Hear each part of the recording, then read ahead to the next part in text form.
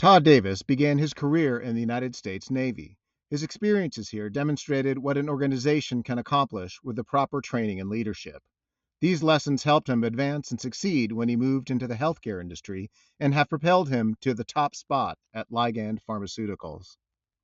I was in the last time I was in the Gulf was '88, so this was prior to the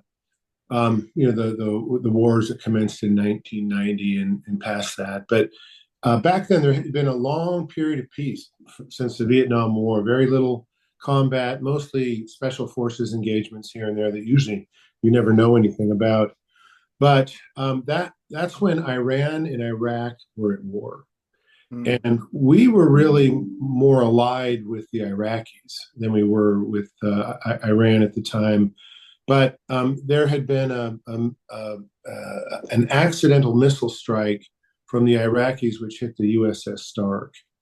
So we had started, kind of deconfliction procedures up in the Gulf at that point.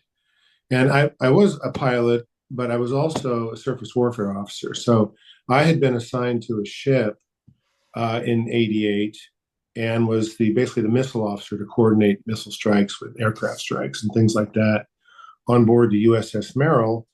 And so that's what we were out there. We were out there really doing deconfliction, which was, the Iraqis would call us on the radios and say, is this a U.S. ship? And we would say no. And they'd say, is this a U.S. ship? And we'd say no. Is this a U.S. ship? We'd say yes. And then they'd say, is this a U.S. ship? We'd say no comment. And then they would engage it. So we were kind of, it almost had like a de facto reverse targeting element to it, which you weren't trying to do, but we were making sure they didn't hit any U.S. ships, civilian oil tankers. We were there to keep the seas open, really.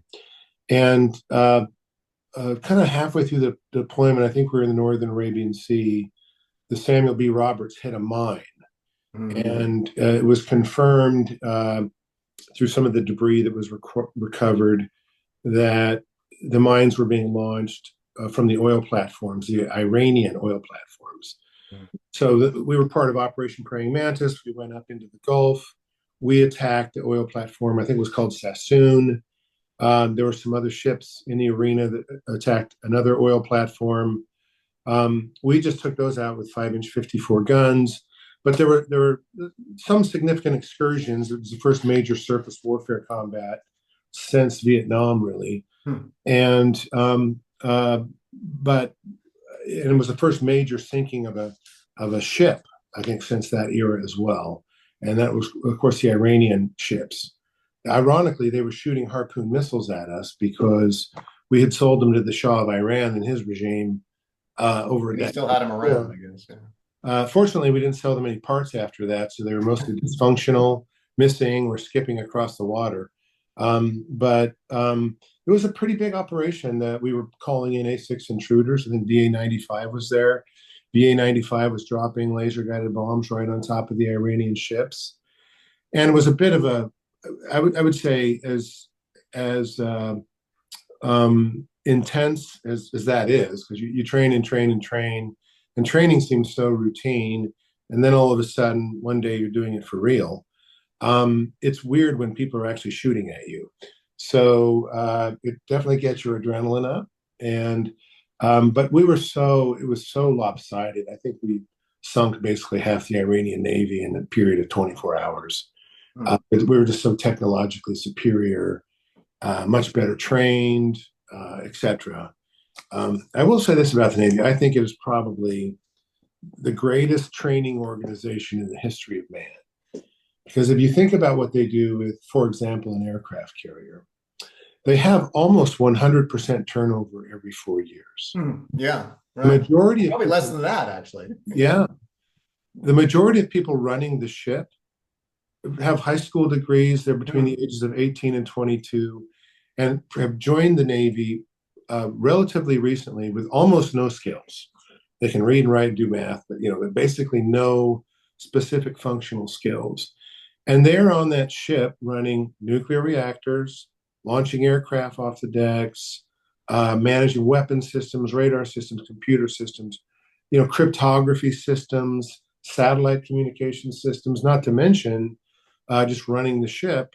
And they have everything from photo labs. Back when I was there, I did my midshipman intern cruise, my plebe cruise on the USS Ranger. I worked in the photo lab for about a month. We were processing photos. And I remember we had a Chinese delegation come on board the Ranger, and we were taking a bunch of pictures of them. They were wearing the brown suits with the funny brown caps with the red stars on them. So it was a pretty cool era, that whole era. But the Navy is an amazing organization in that regard. And I had it doesn't really hit you when you're 25 or 26. And I wasn't particularly a good officer because I was complaining all the time. I was very self-absorbed. But looking back on it, it's just an amazing training organization. And I had the privilege to go out. One of my friends became an admiral later, and I went out with him when he was a strike group commander to his carrier. And I just remember one of the most impressionable things, I got a tour of the forecastle on, I'm blanking on the name of the carrier now, but nuclear powered, relatively new aircraft. Gerald Ford, Abraham Lincoln? Wasn't one of those. Okay. But it was like a second class petty officer gave me a tour of the forecastle, and that was his area of responsibility. And he had tattoos from his ankles to his eyebrows. He had clearly had a pretty rough upbringing, probably several run-ins with the law before he joined the Navy. And you could just tell the Navy had transformed him. He had so much pride in this area of the ship. It was spotless. It's where you keep the anchor. The anchor for an aircraft carrier is a chain link is the size of the desk I'm sitting at. They're just massive. But it was spotless. He was incredibly proud of the space. And that was the real impression it left. To be as amazing as the space was, it was really, he was so impressive. And he'd been in the Navy like 7 or 8 years probably at that point. And this was going to be his career and his life. And it had transformed the man. And that's kind of what the Navy does for people, I think.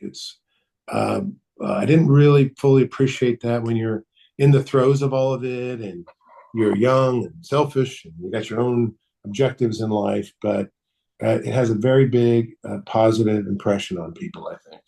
Well, I think it allows you to take on leadership positions much more easily and comfortably. I mean, that's kind of how I feel, is that it trains you in kind of the processes that are necessary to do it right. And, you can step into that role, whatever it may be, whether it be CEO or leading a small group or anything. And it just gives you the tools. Yeah, I mean, you've trained and gained the tools to run things from that perspective. Yeah, and you have to. It's expected of you. You can't just be an E1, right? That's not an acceptable level of ambition in the Navy. So you are expected to, and it becomes routine to assume leadership positions.